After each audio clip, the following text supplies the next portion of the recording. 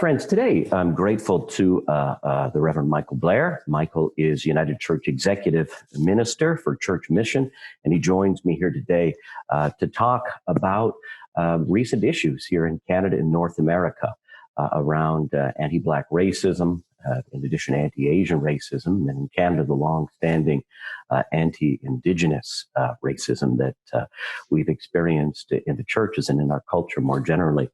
Michael, you have been watching events on television like the rest of us and been experiencing the recent, kind of cultural upset, this important moment. What have you observed as a leader in the church? How is the church, or how are the churches responding to anti-Black racism? So I think the church, like the society, is all of a sudden woken up to the reality of anti-Black racism. In many ways, what is happening, or the circumstances around Black lives, is not new, but for some reason, there is a kind of a new appreciation or understanding of the struggle. So I think there is a sense of, how can we do something? How can we fix this? What is it that we need to say? So I think feels like there's a kind of a busyness to try and respond to a reality that is, as some would say, over 400 years old. But in some ways, now seems to be a time that folks are wanting to say, okay, we got to do something. So that's for me, it's interesting that all of a sudden it's become a major focus.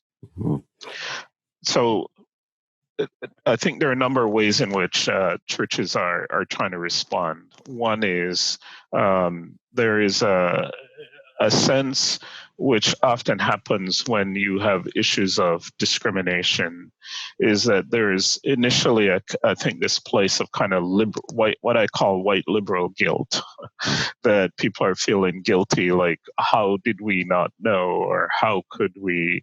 And so there's an initial kind of beating up on ourselves to say, what's going on.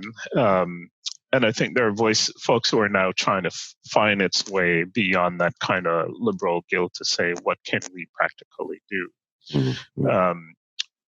Maybe I stop there, and I can talk a little bit more about some of the ways in which I think some of the churches are responding. Sure. Michael, you've been involved with other denominations in statements on the matter. I think with the Anglicans and Lutherans in particular, there may be more beyond that. Why is that sort of valuable at this moment? So I think, to back up, the United Nations since 2015 has established what's called the International Decade for Peoples of African Descent. And the United Nations has identified the fact that there are over 200 million people who self-identify of being African descent in the Americas.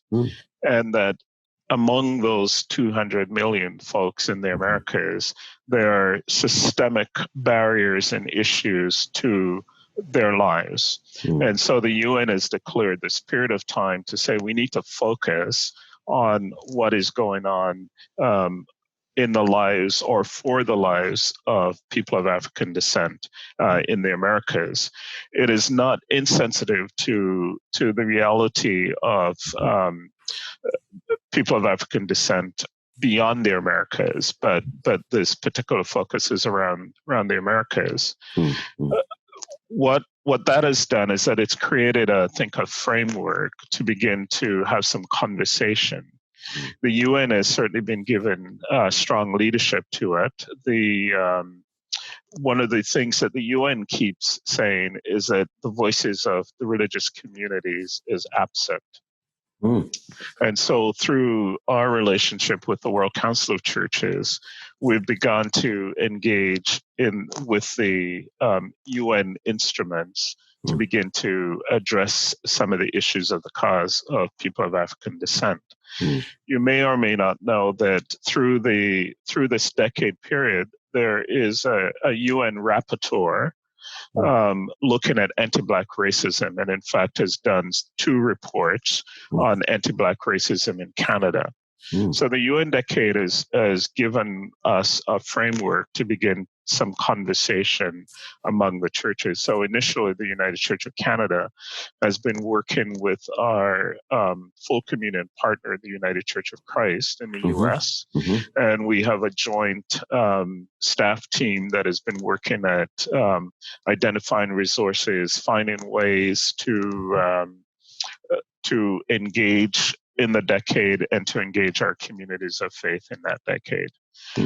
One of the hopes of the joint work between the United Church of Christ and the United Church of Canada is a possibility that there may be an apology offered by both churches for our complicity in the issues of exclusion of people of African descent.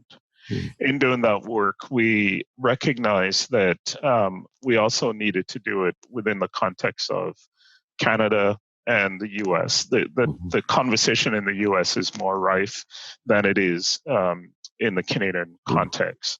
So we approached the Anglican Church of Canada and the Evangelical Lutheran Church in Canada about the possibility of doing some joint work together around the international decade. That led to a joint statement that came out in March on the day of the International Day for the Elimination of Racial Discrimination. I think that got lost within the COVID challenges. And when the anti-Black racism conversation started, we came together again and said it was important for us to engage collectively in a response.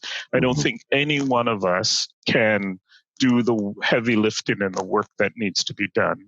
All of us need to do it together in the sense that the Christian church has been one of the places where racism lives in our system. You know, when you think about the fact that a number of our established Black churches started because Black folks weren't welcomed within the confines of white churches here in Canada. You know, Union United Church in Montreal, that's part of its story. It was not welcome. So it created a space for itself, and other Black churches across the country, that's part of its history. It was not welcome. And so it had to find a place. You may remember a time when it was considered sinful for a Black man and a white woman, or a white woman and a Black man to be married. The church frowned on that and excluded that. The church has a history. A lot of the church wealth comes from its role within slavery, transatlantic slave. And so it was important for the churches, these churches who have some history, to come together and to make a statement. Yes. Our starting point in the statement was to own the fact that anti-Black racism was a challenge, because within the Canadian context, within the church in Canada, we will talk about racism as if it's not related to people. And because of our work in right relations with the Indigenous people, we tend to think about racism in the context of the Indigenous community, but we don't think about racism within the context of other marginalized group. And so it was important as a starting point for us to say that we had to say something about the reality of anti-Black racism. And then that gave us the kind of framework and foundation to say, so what are we going to do about anti-Black racism? Yes. So that's a starting point. Sorry, Michael. Go ahead. So you've just come to the point sort of the question you're just verging on it here, is that, so what course of action, what is to be done? I'm a theological educator. I'm the principal of a theological school where we have United Anglican, Presbyterian, and other Christian students. And then there is the life of the church. You've talked about the church's complicity of Black congregations actually having their beginning in a lack of welcome in denominations. So they began their own. What's the task? How do you see it? What can we do to have a better future than the past we've had? So I think there are a couple of things, and I think it goes both for local churches, for churches and institution, and church in terms of the theological schools. So I would say that I think the first starting point is that we need to lament. We need to come to terms with the fact that we have been complicit in shortening the lives of Black folks in this country and across the globe. And in many ways, we want to fix something without lamenting. And lamenting is not just about confession, although confession is part of it, is that we need to sit with the discomfort and the pain that we have contributed to, not always necessarily as individuals, but part of a system. And in that system, part of the ways in which we've contributed to it is, I think, both our inability to see exclusion and oppression and our silence in seeing it. So I think those are two things, and we need to lament. So I think lament is an incredible starting point. I think the second thing we need to do is that we need to name anti-Black racism. And in a way, I think we're struggling because, even as the beginning of this conversation, we've talked about there is the reality of right relationship with Indigenous peoples and the way in which Indigenous peoples have been treated in this country. Yeah. We've talked about Asian folks in this country. We can think of, Japanese internment, the Chinese head tax, and particularly now in the course of COVID, the kind of racism that is being expressed to particularly Chinese folks, but folks not knowing how to delineate the various categories. So Asian folks are a thing. But I think there's a moment in time where we have to say, in order to resolve this particular challenge, we need to name and focus on anti-Black racism. It doesn't mean that we don't acknowledge and recognize that racism exists in other ways, but we need to kind of name it and say, for this moment, we're not talking about racism as a kind of just a abstract principle. We're talking about anti-Black racism with all the implications of that. So I think that's an important starting point. I think the third thing we need to do is to begin to look at our policies, because we need to keep in mind that racism is structural. It's not all individual. There is individual racism, but there's a structural reality to anti-Black racism. So what in our policies and our procedure that enable us to, in some ways, continue systemic exclusion? If I may use the United Church as an example, Toronto is one of the largest community of Black folks. You subtract our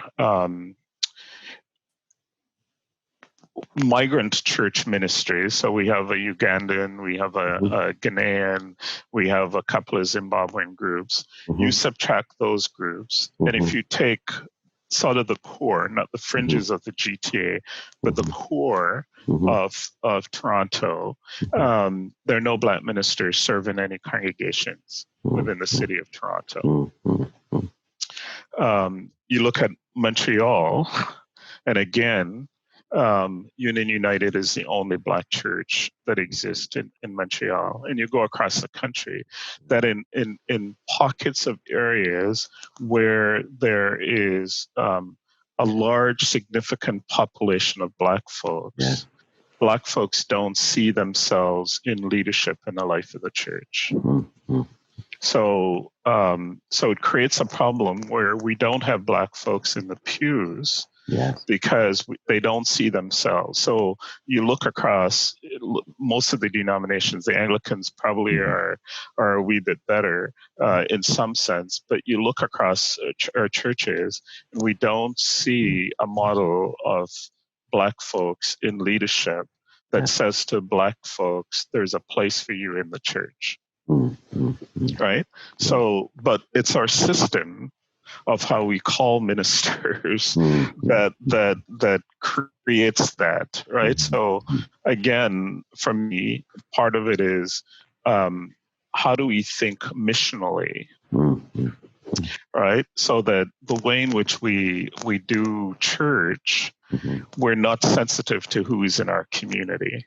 And we don't ask the question, do the folks who live in the community where the church is need to see themselves reflected in the church to be part of that church, right? So if we're not thinking kind of missionally around that, that's a problem. So I think just to begin to kind of tease out what in our policies include, a good example, I came here after having completed high school from Jamaica. I was automatically put back a year because the system said that my education in Jamaica was not as good as my education here in Canada, as the education here in Canada. So I had to do an extra year because I came from outside of the country. And it's just that kind of thing that's built into the system, right? And we do that when we welcome ministers from overseas. We do that in all kinds of ways. And so how does the church then look at some of those policies, right? So again, we think that if somebody's trained outside of the country, a Black person comes from outside the country who's trained in a different system, we have a different set of requirements about them coming in than we do somebody who comes from the UK or from the America. So that's how in our system there is this kind of racism that exists. I think it's both for the theological schools and for the church as a whole, is that we need to decolonize our theology. And the whole theological enterprise, it seems to me, is very white-centered, right? So folks don't get exposed to writers from other tradition. So I think of a guy like Anthony Reddy, who, writes a journal on Black theology in the UK, very prolific writer. And, most folks don't know him, right? They're not exposed to people like Peter Paris, who is a Canadian from Nova Scotia. When Peter completed his theological training, there was no school in Canada would touch him with a 10-foot pole. Right? So he's done most of his theological imagination in the U.S. not because that's where he wanted to be, but he needed to be employed because none of the schools are. A woman like Mitzi Smith, who is a Black feminist New Testament scholar in the U.S. Is she part of any of our curriculum? Are folks invited to read her? So there's a centering of what shapes our theological imagination that is very white. And so even as we train leadership for the church, they're trained in a context of whiteness. So it's not surprise that they can't see the reality of what's happening to Black folks. So those are a few thoughts. There could be lots more I can mention, but those are, I think, a few. Sorry. Thank you, Michael.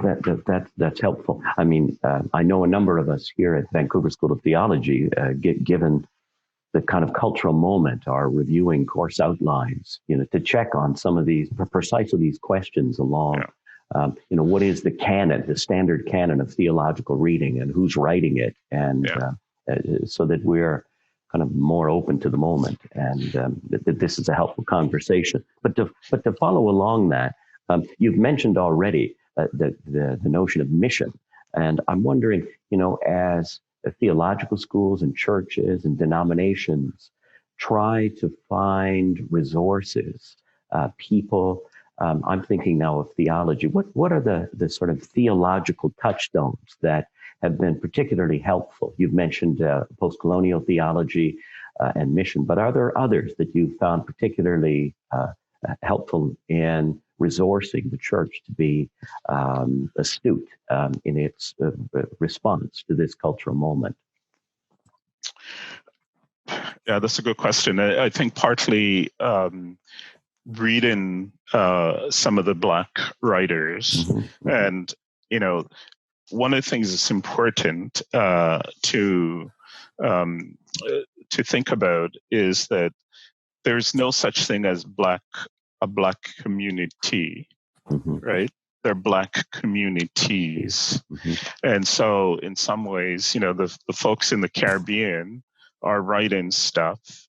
The folks in the U.S., we tend to be more familiar with, the James Cones and those folks from the U.S. The folks in the U.K. are writing quite prolifically. So in some ways, part of it is that we just need to be attentive to the fact that we're reading other contexts as they help us read the scriptures. So I think that's something that's important. I think part of the other theme is that we've, and this is a challenge because our notion of church is rooted in a colonial enterprise, right? So in some ways, how we see and our classic understanding of mission, which is, we go from a place of richness to places of poverty. We go from places of light to places of quote unquote darkness, right? So that sense of kind of our history, the colonial project, is still what kind of shapes our understanding about how we do church. So in some ways, how do we begin to help each other think about a different way of being church? The other thing to keep in mind is that the center of global Christianity, to use that kind of notion, has shifted. It's no longer in the kind of white Anglo frame. It's elsewhere, and the places where the church is, where the center of the church is, those folks are coming into the Canadian context.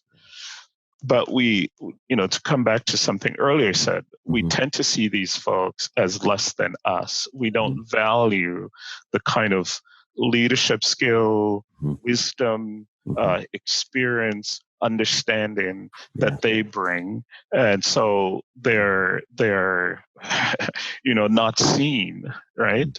And so in some ways, I think part of that's why for me the critical thing of kind of decentering whiteness, decolonizing our imagination, and how we begin to do that is important. I think a second piece for me is, which I find kind of lacking in theological formation, is a piece around community development. How do we help folks understand and discern the community and what's going on in their community. So in some ways, it almost feels like we need to be introducing not just kind of pure kind of theologies in our formation of people who serve the church, but we need to be integrating social analysis, right? So that's a critical piece. How do you read community? What's going on in community? An example I'll use. When I worked in Regent Park, which is a neighborhood here in Toronto that's was one of the poorest neighborhoods in the country at the time, and we discovered that 57% of the kids in that community never completed high school. And there was a whole host of factors about them not completing high school, right? So on one line, you could blame and say the kids were lazy or their parents weren't encouraging, but when we stripped that away, we began to see a whole bunch of systemic things that was standing in the way of these kids achieving. So we had to address those systemic issues in order for kids to achieve. And again, if those of us who are being formed for ministry don't have the skills to do that, and I think part of the place where we need to do that is within the context of how we're framing. Our understanding of what it means to be human is, I think, a critical part of the conversation. And our understanding, I think, about reading the signs of the times. So where is God at work in our world now, and how do we get close to what God is doing to partner with God? So I think that out of the work that was done in the UK, there was a statement that came that it's not that the Church of God is not that the Church of God as a mission in the world, but the God of mission as a church in the world. Oh, yes. Right? Nice. And so how do we kind of help folks understanding that God is about what God is doing in the world, and God is inviting us as church to be part of that. And so to kind of begin to think around those missiological themes of God's activity in God's world, and what God's inviting and prompting us to do. And one of those places, I think, is for us to create a space of welcome of folks who are coming from the places where Christianity is growing, who come formed as leaders and want to offer their gifts and abilities in a church. And we need to find ways how to celebrate that. I mean, you set off so many, the missional theology piece about how God is at work in the world and how do we catch up with what God is doing. I mean, it leads me to think about immigration, from other parts of the world where the church is vibrant coming to Canada. And at times, it's easy for theological schools and denominations to set up barriers to the gift that God is giving us. What's your experience around that, Michael? So it's very limited. I'm strongly opinionated. I mean, so I think theological schools need to open their eyes to that reality, and in some ways to create what those folks need is a piece of contextual theology. Because the Canadian landscape is different from the place they come. So how do we help those folks to contextualize the gift they bring into the Canadian reality?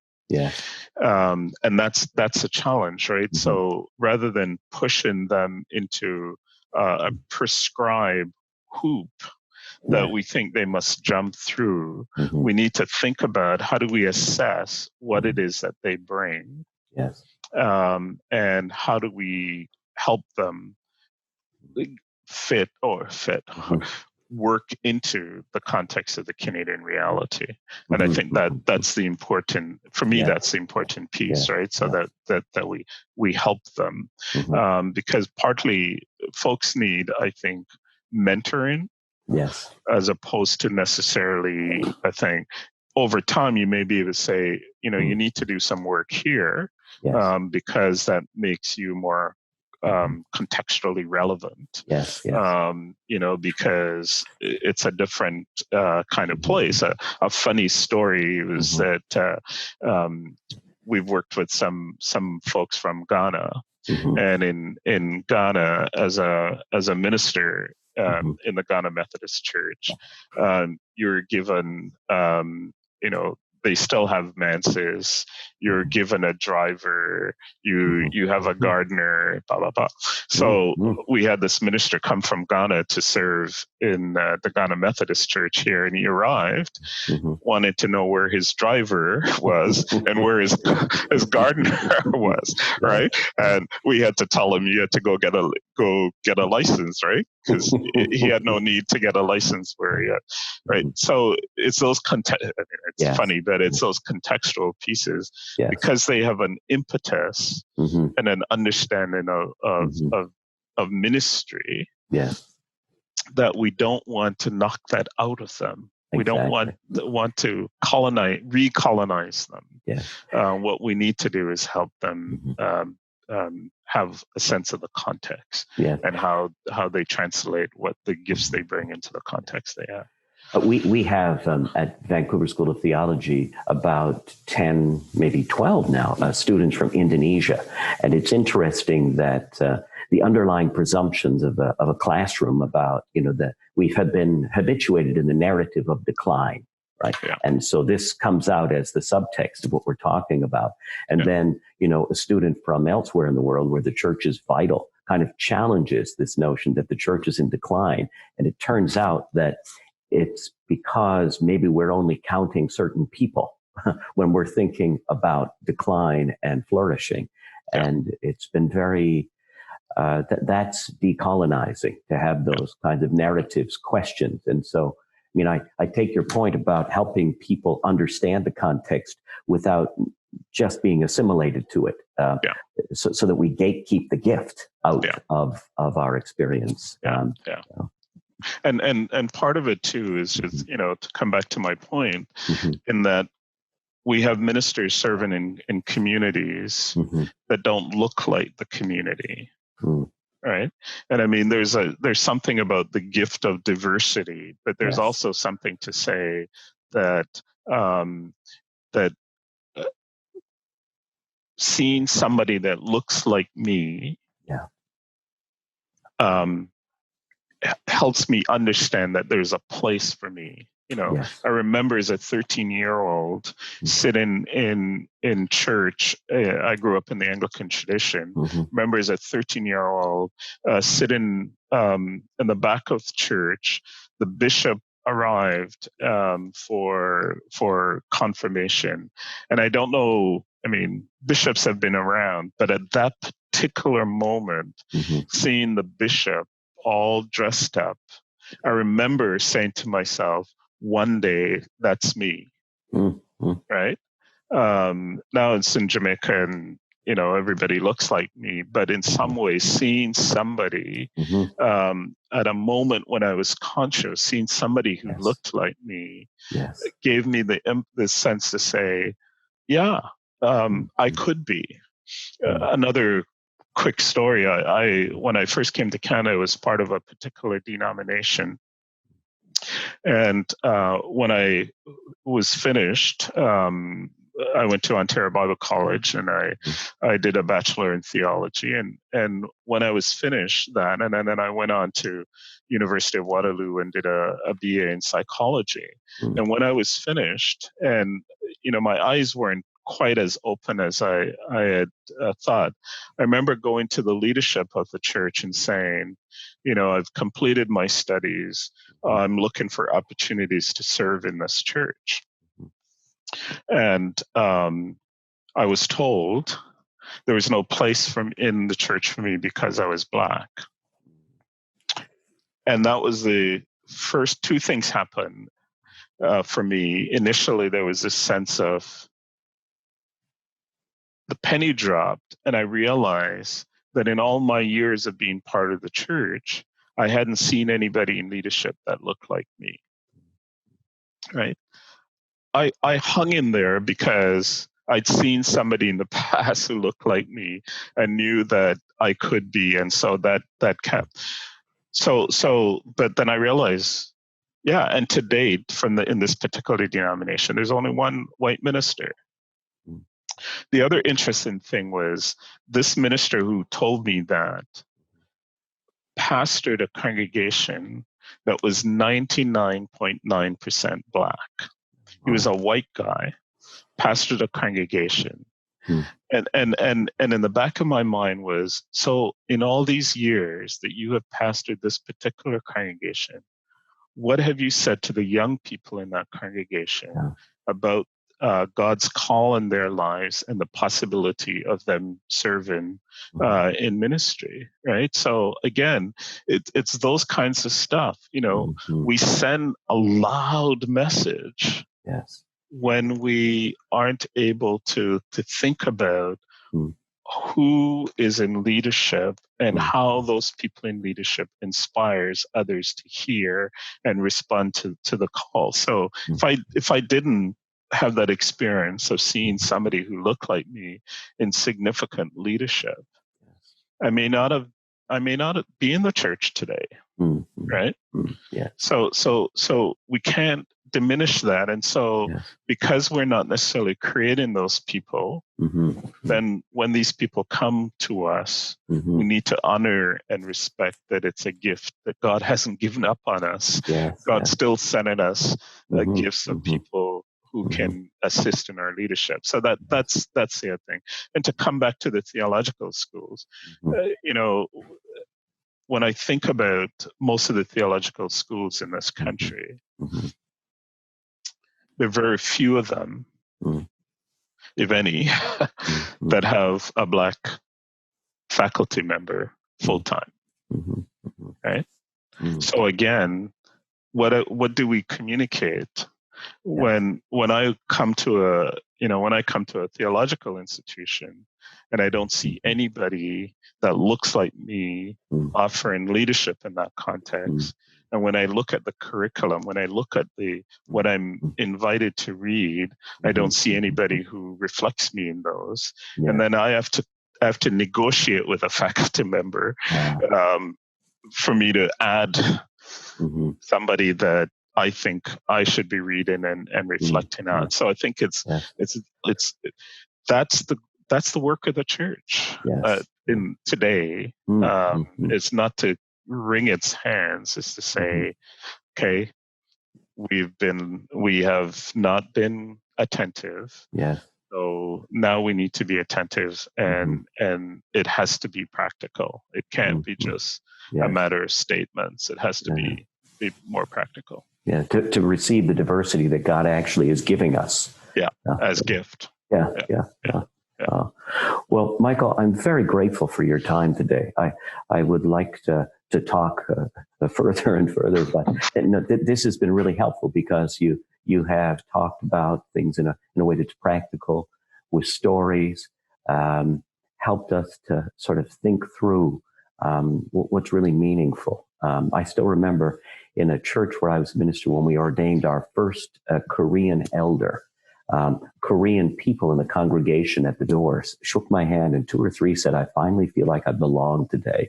So, your point is well taken around this. And, as the principal of a theological college, this is heavy on my mind. And I'm grateful that you have been such a help today and in multiple personal conversations. And I wish you God's blessing on the work that you do for the United Church and for the church larger than that.